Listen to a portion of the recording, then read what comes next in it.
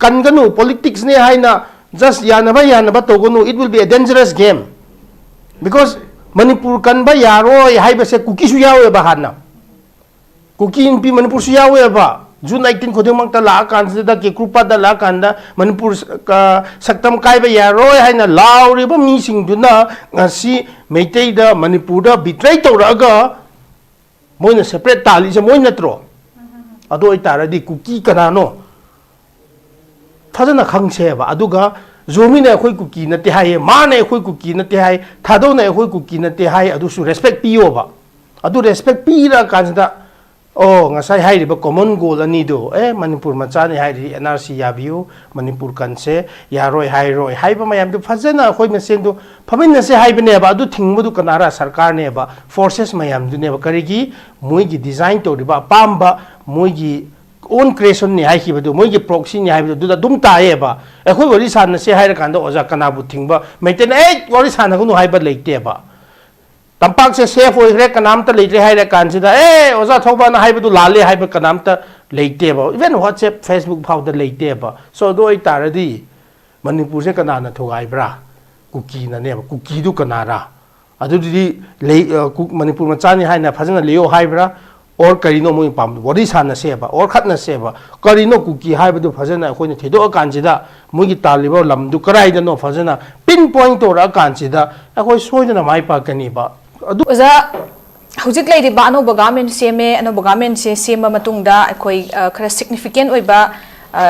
kanu haitare event haitari ada chatlaganda New Delhi da chatlaganda matam sang una phangtaba prime minister unaba union minister myamam unaba aduga assurance pirakpa development gi IDP singi laidiba crisis gi mayamaba masigi loisana ba masi sop tongana ba hona gani habe thaja myamam pirakpam laire adubu cabinet expansion gi poti hojik loisin be wafam ju laitri aduna matam se am teli but full swing ga thabak tawgada responsibility is very huge adu sigi matam se laidiba khogi laingak sina Manipuri crisis se ozagi wakhalon dagi ma solution ba ngamni na khanbra kamai thambini ga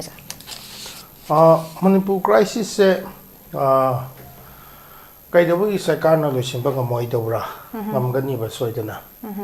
tawgadabu root cause to khangaba haiba ma mathau tai ba root cause se hojik phau ba sida central government sina kari no hai be se phajana se moi se khangaba su khangdaba saba adumaina toraga mayam sing se wahalaga kaino ama moi gi design to khiba pot ama leba sigi pot se kari no hai be se hoina khangba ngamdaba ma yawe ba kanglup ani gi khatnaba party ni gi khatnaba oi taradi adu party ni du yasin na bagi damakta negotiation table sida puro hai su pura pangam daba marak sida noi masen ni hai raga hoi masen manung sida tharo ga mai te su yanaba khoi dum toge hai su moina sarkar na yaning daba India government ga na pami se karino sigi thodok siga mari leinana karino moina benefit phangba or loba yaba se sigi se dum chathar taradi moi super power ne sarkar sem ge hai dum sem bangame sem ge hai so dum sem CM ama resign to halaga dum thugai bangame Indian government gi role se yam chaw na rei bane ba hojik so Indian government Indian state hai taradi everything Indian government hai tar Indian state central government na loi na ma moi gi khut ta pai ra ga leiye ba hojik chief minister sin bagi sumo gi khutta le sarkar sem bagi sumo gi khutta le cabinet expansion gi sumo gi khutta le cabinet portfolio pi bagi sumo gi khutta le everything se mo gi khutta le ye ba adu maru oina handak ki thodok se kari thodok no hai tar adi Manipur praja mayamna pamjaba khara le resolve to ning ba khara le pa adu gi issue du NRC adu census ka delimitation to de mamang da to go do ne hai ba ma adu gi su Manipur praja mayam na pam jabane ba han suspension of operation da tham leiri ba kuki gi militant sorry kun mari kun manga moi se yaura kan sida Manipur gi violence se makhata na jum chatha khi bane praja to praja se civilian gi fight do na leba se hojik se nomai na pau khum pina re ba gun fight or armed conflict oina thola e ba ado thola kan sida hojik se armed conflict se leitre ba armed conflict leitre ado itaradi kari conflict no hojik leiri se what is stopping the people of Manipur to come to an understanding haiba se amalaye laeba si sida so hojik thodok si gamari leina na hai taradi no na laeba sarkar honorable CM Khemchan led BJP government na hojik se lauthok padi na hansu layeng ba la kan sida kuki zos ki hai ba kana kana include to ra idi khangde ado so kuki zos hai di definitely non naga ichini now handaki thodo ka mari leina na victim oiraba hoding mak hai ba oiram gani moi kari gumba lakpa tara di layeng ba kana amata na athing ba infal da thamde hai ba lauthok pi mechanism karino SOP karino adugumba lakado ba tara adi turbung adwai dagi kangwai dagi thingi ba buffer zone gumba gi type leiba hai tare or kari apan ba thambi ba security gi barrack taret gumba se kamaina kan gani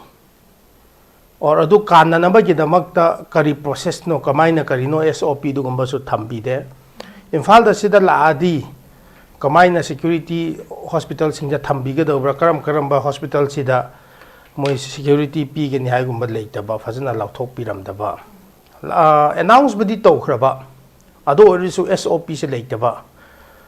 confidence building measure amagi oinadi yamna fazaba oiba ado orisu yamna pragmatic oida ba political statement oina leiba reality dadi pangthok pangam daba adu gumba khara lei adu mamang joda kokomi gi kangbun su Manipur maru ina imphal ke hostile element amata leite kana gumbi lakpa tarbasu hat pa khot pa adugumba leite adugumba leitre haina lauthok ho matung sida su mayam singse sarkar na consolidated toraga step lo khat pasu leite ba so hojik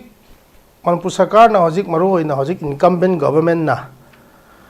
moi gi team formation phau se football da hai taradi player trani thoi se kana se karam ba position da lep kadabra kana karai da lep kadra hai basu formation se to bangam dribani na hojik se yamna early oi male yamna ngan male ba moina kamaina sigi thodok se handle to gani 2023 gi Manipur gi crisis se kamai handle to gani hai se moi gi se formation se loi dribani na hojik makti aina su hai bangam de adu orasu formation pakhar matung zamoi gi road map se karino haina prajada maram di sigi se transparent to deba yade ba lot na si ai to we haina to ba yadre ba lot na shanti purak panga moi ba phong na issue mayam du sidane illegal immigrant dane or suspension of operation dane or sidagine haina issue mayam sing du akoi masen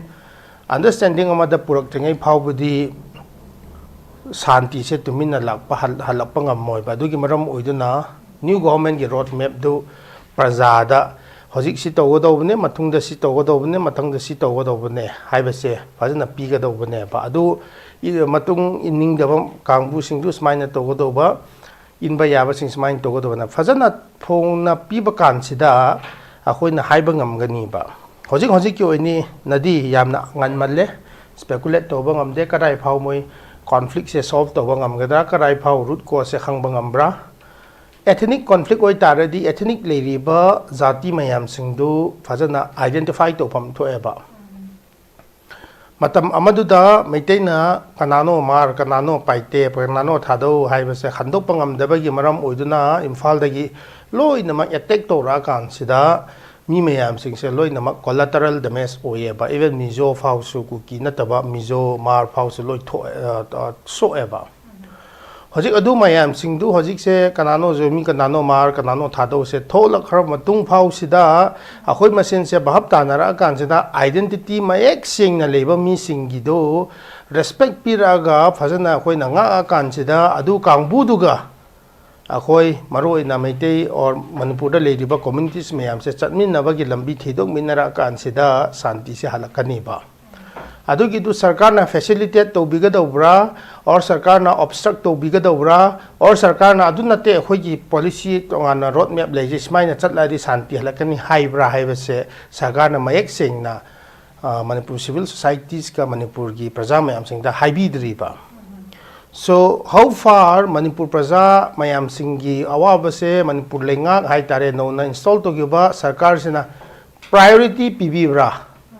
solve to ningai gi damak sida moina steps lokhaliba se kari ra lambi thongsim bira kan da yaga doba oibra or asmaina chala kan sida adum rhetoric oina adum ngang akan adum lautho kan ja oiga dobra or karamba steps na hanga dobra confidence building measures se or kamaina paikhat kani haibase manipur government na kadai phau sincere oibra focus pi bra haibase handaki imbroglio or turmoil se or hojik ki embassy hai ta de hojik ki crisis se kadai phau solve to dinga ki commitment lebra hai be se yam thuna halakani hojik phau bu di sarkar gi oina di just only a continuation of president rule ki type ne maram di cabinet hapaga su chief minister na loin wang pairi adu ge do pr gumba ki type na adum oiba gi wa ne last 20-25 days se Adumain to do na hojik leiriba manipur government gi commitment in restoration or peace process ki normalcy purak na naba ki tamakta praja mayam gi bahapta na daba khangna daba mayam sing se kamai na bridge to gadra hai base moi gi commitment se kadai phau lebra hai base hojik phau di udri ba ubangam dri ba hoi relief camp yeng ba or kaino ama community leader ama munabagi di sarkar na ri tobi aduga konna last ta community masen se understanding gi damakta puba tarwadi karam ba jati no sigi conflict da party da yauri ba mayam sing se karam ba jati no khatna ba da yaw ba sokna ba da yaw ba mayam sing se masa gi jati sing gi do identity mayam sing do kamaina moi gi grievances to karino haiba ama leyeba hoi for now hojik joinedi union territory or separate administration body discussion table the late ba solution product na ba gi damakta adu gi table do home ministry ga su kangbu gi lalhoba kangbu gi subject oi khre ba marak si sida modoi taradi sarkar su yaw ba hai badi cabinet as a government da su dum yaw badi na decision making body da deputy CM su ama pi khrabani na mana su kadai phau magi jati represent to hiba mana magi constituency khakta represent to haibra or magi leiriba kuki as a whole mayam sing su mihut ne haina khanbra or aise kampu pi assembly constituency khak ki mihut ne haina logadabra haiba se mana puthorakani ba adu putho kan sida restoration process se kadai phau mai pak pangam gadra ngamoi ra haiba dum tholakani ba so hojik di sarkar su first step se hanna sarkar da yaubani na makhata na ma gi position sing akani politician gi hojik leriba MLA singi moi masa gi ethnic identity or ethnic group sing se represent to na khan batara di adu gi du adum aspiration to adum moi na adum purakadra or masa gi assembly constituency khaktang gi oibra sising se seng na dum matam la kan sida sarkar gi toriba pot se mayam na khoi khangbangam gani ba hojik di yamna clear oire manipur CSOs ga thado gi marak se tension se leina dre ba mathang gi se mizo ga zomi ga mar ga adum leina roi ba last ta hoga do ba se kuki haiba mine haiba furup ne haiba e kuki ni haiba mi sing do last adum tholakani ba adu kangbu du na gawari sanaga do ne ba santi gi damakta moina pami badu santi ra kapna bara khatna ba gira adu already khatna badu kanaga khatna ga do buno haiba mayam tholakani ba moi kangbu du na khoi se separate administration ni gani hai taradi moi gi separate administration du kanaga ni ga do no mai te da ni ga do bra naga da ni ga do bra thado da ni ga do bra government of India ga ni ga do bra Government of India ga niba taradi Government of India na pidradi Government of India ga dum khatna khasanu adubu leiriba existing Manipur prajamayam singse moi gi maram oidona anti peace elements gi maram oidona India ki संविधान की मतुंग इन कोई constitutional rights mayam singse curtail toriba mayam singse fajana sarkar na control to bira kanjida rule of law ama se establish tora kansida santi dum halakani ba how far kadai phau hojik anoba laiba government se committed oibra haibe se matamna dum takani hojik ki oinadi tambangamdri but to solve this crisis moina root cause amagi du karamba karigino haibase moina fazana khangba mathau ta ei mai tamjage okay da yam fazana ozana su thambire marik chumna yam chumeuja akoi gi handa ki ano bolangak sem basida suni adumak akoi gi leader sing siga moina chat khiba halakpa airport makoi ge thengna ba mafam da media sing gi site gi su question tawraga laibasi peace and normalcy se purak pangam doribra hanjal halak pangam doribra haiba wahang sigi paukum da ngamna ba hona gani haiba wa sigi paukum je piraga dum lakpane haitare aduna makoi gi makoi ne tawada ba khongthang makoi gi priority se kari da hana lakadege de kari da hana khuthara kadege se mayam ne yengningna ngairaga laibane adubu makoi gi anob laiba gamen sigisu hauju phawi oina mahake kanoda udrimna khangda tawning bodi myamam leiram ba yai adubo khogi policy ma yauna yam mayek sengna uthokpadi hauju phawu se leitaba maramna matam sisu atena matam ni dana ngamdori bra ngamoi dori bra haibagi wahang si dum hange ade on the other hand center ki nakhai sengdaba intervention makone lotion ge de dum yaba root cause se khangpam thoi khangaga su khangjena dabi mawong ama khak leibesna karma makhan gi designer form tawkhamna haibasigi wahang cho chawbam thoi aduna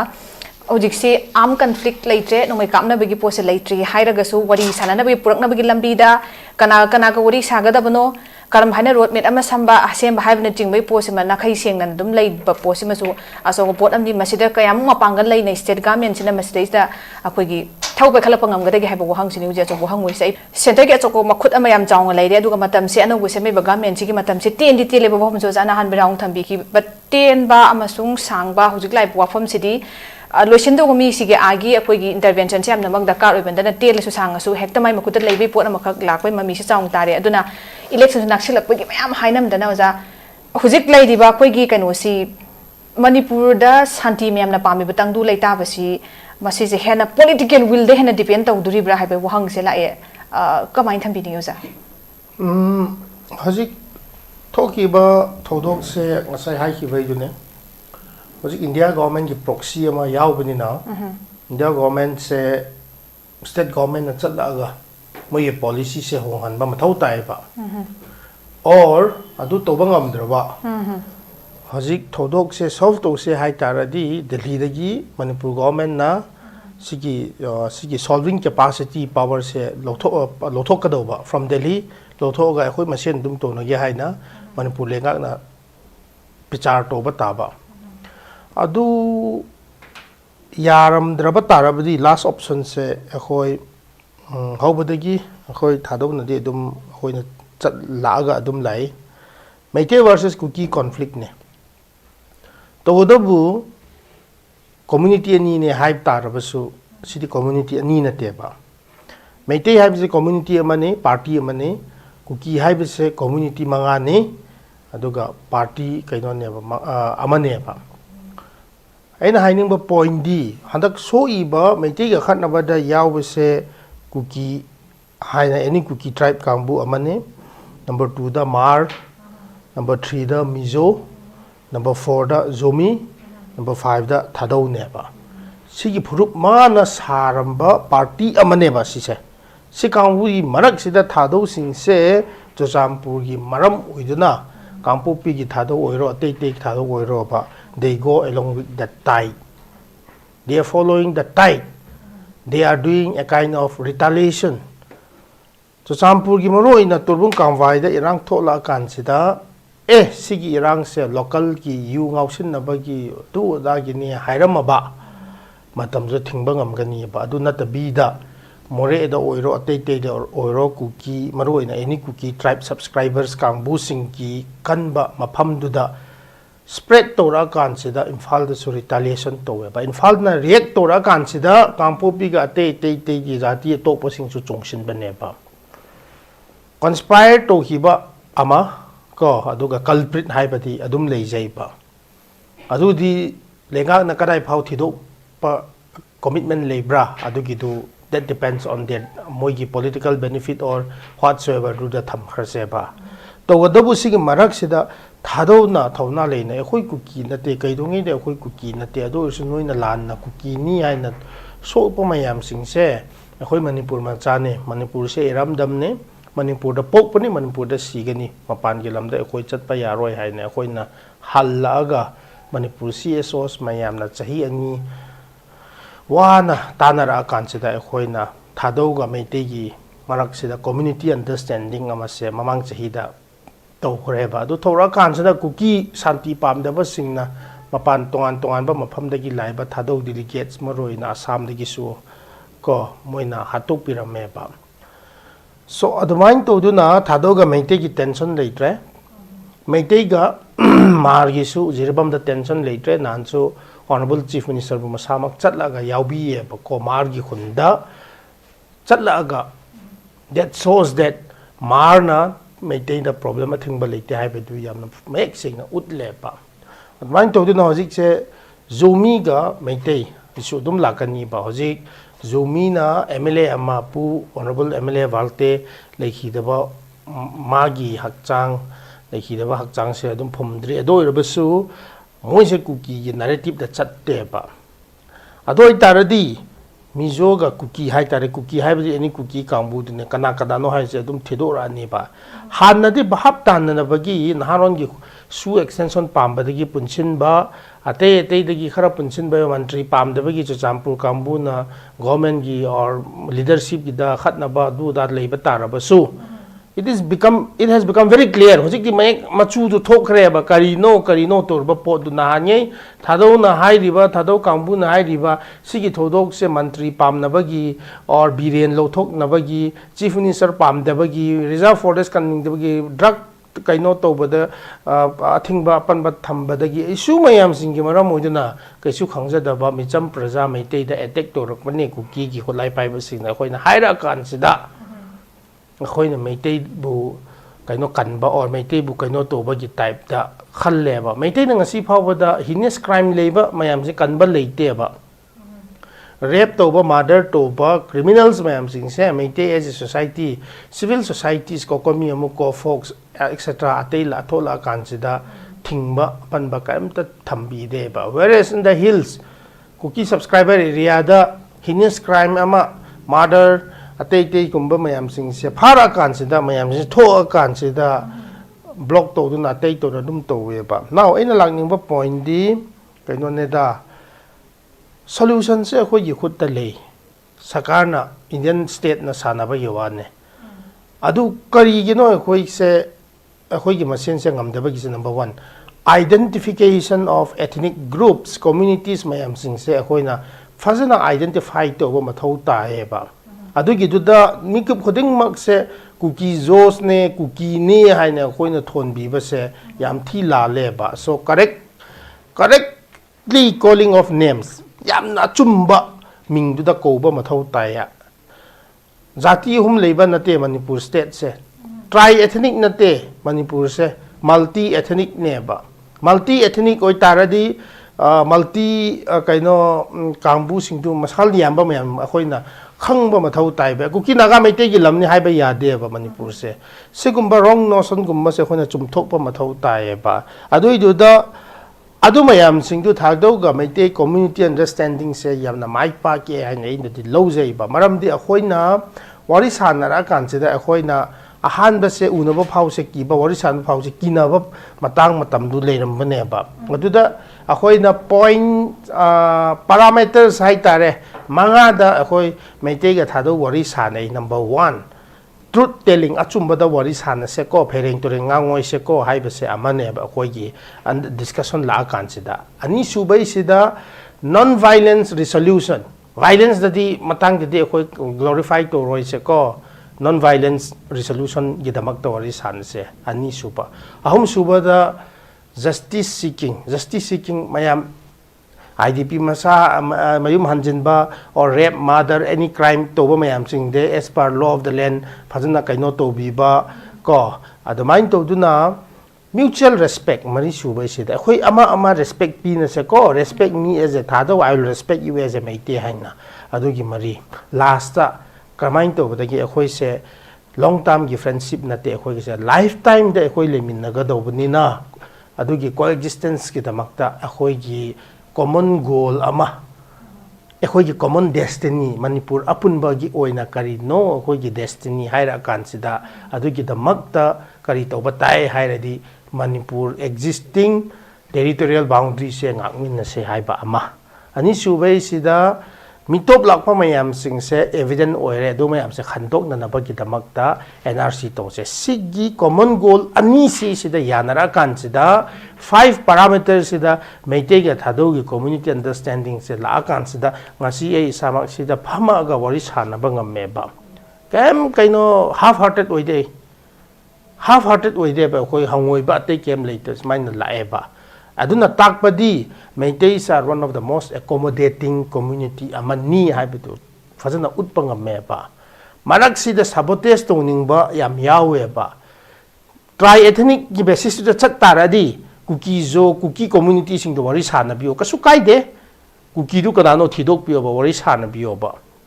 multi ethnic ne hai na taradi leriba multi communities mayam singdu Thadou gisu amane Thadou go wari sana bi kasu kaide pa maram di chumna kanano maming kaya krai kara singse fazana identify to drabadi handak ki sina Manipur gi communal violence da ahan ba natte ba mamang da su kuki paite kuki naga kuki Thadou dum thora ga kuki se dum yauraga lebne ba haying se muka kuki yawa taradi karamba kuki no haiba se khoina khangdeba sugya yadeba nahan wai paipu na thamriba Manipur khongjai na thambiramba Thadou mayam sing to karai chakrage haiba du khoi da su phawe du gi maram oiduna khoi jati ne khoi identity Thadou leina kari gi damak ta Thadou mayam kuki gi basta hi da tongbra ei lao khoi mayam na haira kansida ngasai hairiba common goal ani duga parameter manga to waris hanaba yaradi let the Mar also adopt it, let the Zomi community also adopt it, let the Mizo also adopt it chumbra adu kuki hairiba kuki in pi Manipura kuki students organization ra kanara kuki haiba moyi umbrella oigada anything oigada kuki ni haiba mi singdu thola kansida hojiki manga gi point to the waris hanaba yaraba aduga common goal du yabiraba then akhoi gi masendi unity dum legen adut unity leba matam seda no force on earth including geopolitics or politics na khoi Manipur gi jati mayam se khatna han ba sungam ngam roi ba adu gi damakta oibani na yes we can also resolve ourselves to godabu Indian government ga Manipur government na khoi bu facilitate to bi ba mathau tae ba because they are the authority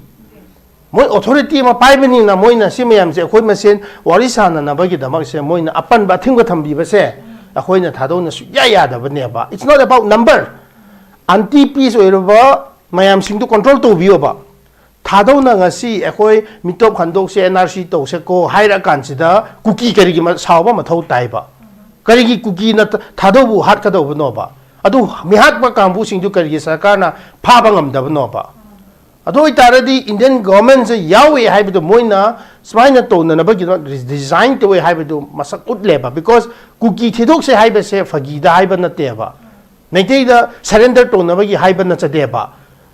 problem trouble maker du kanano thidok trabadi khoi kamaina santi purapangam gani ba blanket da nangsu yawe haina mikip khuding mak se kuki thonbira kan sida kamaina yagani yaroi ba so basically hojiki anoba lenga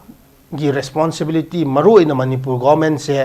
yamna role yam chawna leba moina election gi togodo ba focus oibra or development gi lambi thong sem ba gi focus oibra ID kaya khangde IDP resettlement oibra di that's a different thing but Manipur se lifetime ne ba khoi gi tinnaga do ba se long term nate lifetime ne ba khoi leiminaga do ba se doi taradi hojik ki idea se concept mayam sing se clear oibibra clear oibiba taradi it's very easy to execute because power authority the pipe missing gidi mayam ga dum napning ba adoi taradi let them capitalize thama ta atra 1 year is still there adoi taradi yamna phajana toba taradi credit so adum lobiu sarkar so adum mathangda muk panbiu but jati mayam sing leiminaba bhab taminaba gi damakta India government da convince tawraga moigi policy sindoaga akhoi mayam sing punna naba gi damakta facilitate tobiu haibine ei divine thamjage okay yam phajaba ojana idea mayam thambide hujiksi central government si mahaksi akoina we cannot just simply avoid or ignore central government while trying to resolve the conflict in Manipur because mahaksi authority oi madam na still wari shana babu oiro dialogue table talk tawno purapabu oiro khuding mak sidaista akoigi center na facilitate tawbagi tawnabagi room chawba makhak leibendana mahaksi yaudaba yarebe potsima leire aduna aduga leidiba hujiki community mayam haitare leidiba community mayam singsi phajana community cooperation amasung community mayam si mek singna khangdokpa si dakar sum leire nagaga kukiga maitega kukiga maitei panghanga aduga hayengna kanaga amana ama akhoi masemda sisigi pot amakak khanabagi pot amakak leiba oja birendruna samang phajan thambi ki ba churamba mai si akhoi nongmadi bom ji maina se pokhaira kani haibagi achauba si ke kogi nik lauba kiningai hoiba kogi apprehension dumasu lei leitabnate aduna tambangam da bahai tara amagamuk amaloire harak amabu tholakpa sigi posema leibase masi karino achauba wahangamni swai da leiri sisu leiriba akoigi lengak sina center gi leiriba policy program sing se masi se hada honghan bangam taragadi akoi sidaida santi purakpagi lambi se sum yangchin na jangpa positively madu tawba yagan he phot namkak leikre dubu center gi policy se honghan ba sidaida akoina state government na masida karigumba muk tawba ngamdre na khalasi if cannot change the center's policy adu itaragadi realistically hai tare koi alternative strategy se kari tawba yai kamai thambini gosa tawba yaba se cookie se thidok tawa su ya de ba maramdi amuk season naraga amuk ka khatna han gani ba amaga nahak tawba yawane hojik litan su tangkhul ga su soida na khatna rakani ba nahak nasa ojana hai ki ba do time bomb gumba fix tawba gumne ba adu cookie ning ba chatpa kangbu do ei sa hokip ne hokip oirabusu ei cookie na te ba sigi se irang mamang dagi adum khangba mayamna khangne ba khangdema mayamna thausadabagi khangdeba yawane ba maramdi cookie supremacist kangbu na thadaugi lon thadaugi praja mayam singse church sunday khuding ma ki church aina haibne ko sijin naraga naharon more than 40 plus cookie militant group sijin nara kansida thadau se population se aggression toraga subdue toraga loirabne ba adugi population mayam singdo sijin naraga naga ga khathan ba zomi ga khathan ba adu mete ga khathan ba adugumba mayam sing se inner dynamics mayam sing se akhoi thadau sing na khangman badagi problem se mete nate problem se naga nate problem se thadau nate problem se zomi nate mar nate cookie ne adu cookie du kana no thidok thrakadi the central government will use it again and kanaga mu khathan gani ba adu khatnara kanza isa gi identity ekhoina protect to nge ba thadau gi oina hatpio phubio ko sukai de will not mind kanano ama tangkhul ama or maring ama handa ki thodoka tho kansida maiteina khut thawa kansida masagi responsible oiba UNC oiro thola kansida kokomi ga warisa naraga compromise to wedudi that means akhoi identity respect to bio ko khoi cookie na te haibagi assertion ama to ba do main to na hoi lehi deba mayam leiba tarabasu thokhiba do thokre tungna laktana na ba manipur macha ma oina akhoi masen gyan tamina se hai na ngasai hai ri ba parameter manga do da justice seeking so dum yawe ba justice adum phangani ba moina maramdi akhoi na thajaba se meitei na thadau da sokhi ba crime to khi ba mi amado kanloi ba crime di as per Indian law matungina adum phagani ba thadau na su adugo mi hat ama leiram ba tarabadi meitei da he will be book as per law kaloi gum se haibine ba justice seeking do da or compromise to na se kauthok na se haira di ama manipur se sos na meitei gi dialogue ba thadau na hoi thadau dil dialogue ba adumain to ra kan se da loisin rakani ba to odu si marak se da kuki haiba automatic organization yamba mugi area du kadai no doi lo khang bangak tane ko adu kangbu du ga India government na manara kan sida maiki lal hoba muthat ni ngai gi damak ta sijin na ba naga gi laloba muthangai sijinnaba adugumba mercenary mayam gi maram du to kasu kaide but why targeting the common people adu thok bai amuka tungna thok tanana ba gi ne ba khoina community understanding to na se hairi se sakarna thado khuding mak kuki khuding mak PSO pigani security pigani mete gi marak ta chatlo haiba yagadra yaroi ba ado itaradi kuki kanano thidok se leibra leitabra khatna se haibra santi to na se haibra wari san se haibra kuki kanano haiba si thidok pangamdrabadi India government na adogi kuki gi mingdo dum sijina amaga dum to naraga hojik phawa si da kayarak sugrage India ga tinnaraba matungda samnaraba matungda kayarak sugrage ba kuki gi mingda Manipur da ethnic violence se India ga samnarage mamangda sigumba ethnic conflict bu leibra ne le su leite ba khoi ado itaradi government na phajana kuki kanano moi kanganu politics ne haina just yanaba togonu it will be a dangerous game because Manipur kanba yaro haiba se kuki su yawe ba hana kuki in pi Manipur su yawe ba June 19 khodimang ta la kan da ke krupa da la kan da Manipur ka saktam kai ba yaro haina lauri ba mi sing duna ngasi meitei da Manipur da betray to raga moina separate tali se moina tro ado itaradi kuki kanano phajana khangse ba aduga zomi na khoi kuki na te hai ma na khoi kuki na te hai thado na khoi kuki na te hai adu su respect piyo ba adu respect pi ra kan da oh ngasai hai ba common goal ani do Manipur macha ni hai ri NRC yabiu Manipur kan se yaroi hai ba mayam du phajana khoi mesen du phamin na se hai bne ba adu thingbu du kanara sarkar ne ba forces mayam du ne ba karigi moi gi design to ba pamba moi gi own creation ni hai ki ba du moi gi proxy ni hai ba du da dum ta ye ba khoi wari san na se hai ra kan da oja kana bu thingba maiten wari san na ku hai ba leite ba tampak se safe oi re kanam ta leite hai ra kan sida oja thoba na hai ba du lale hai ba kanam ta leite ba even WhatsApp Facebook phau da leite ba so do ai taradi Manipur se kana na thogai bra kuki na ne ba kuki du kanara adu di Manipur ma chani hai na phajana leo hai bra or karino moi pam wari sana seba or khatna seba karino kuki hai badu phajana khoi na thedo kanjida moi gi taliba lamdu karai da no phajana pinpoint to ra kanjida khoi soidana mai pa kani ba adum mai pa ga adum lai ba so now time for Manipur people to wake up khoi hodo kanjida yanaba gi MLA or mantri or sarkar se na ba gi do no gi do that's constitutional obligation you do it but indigenous community mayam gi marak sida kangkong chaina ba tobi ganu ekhoina choidana nongkhoi bu push back to rakani noibu amuka hena ekhoina retaliation to ra kan sida any politician oiro any forces oiro ba ekhoi prajana di choidana para se tambirakani haibe se eina di thajai ba ei mai tamjage yam phajana ojana thambire hujik irang thokhaliba kuki si kanano haibasi phajana hana thidok posim dakar oi hamne otherwise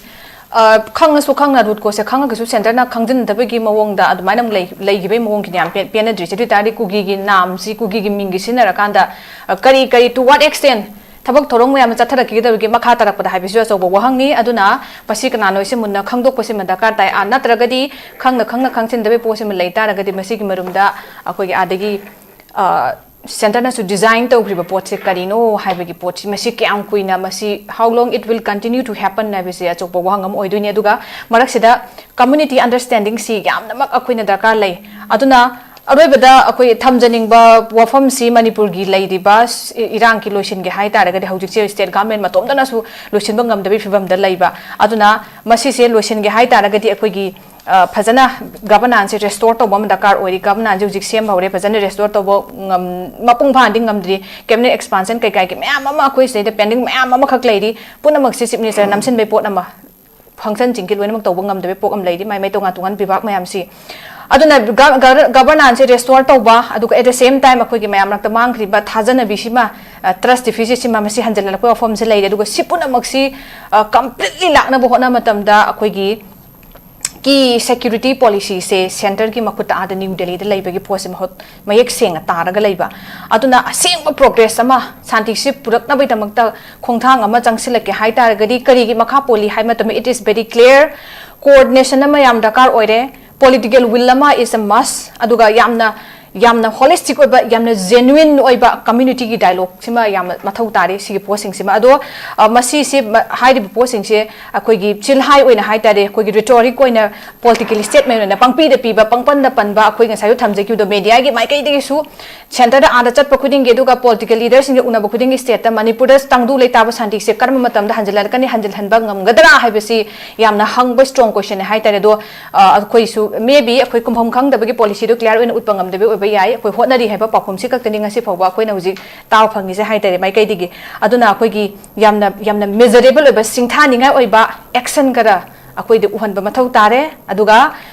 share responsibility sima chapchana lofom to ebo from the thamjeki so with this not ngasi ge koi dialogue program si matang si tension jare akoi ge thorom si saruk ya bidun mapung phan bikhiba ngasi ge kai khumna jeri panelist ahumbak ozama kelam jathang oza bidendra mari papung sarat pamuk sona thagat phong rok jeri ngasi go ne de koi program si matang ngasi tension jare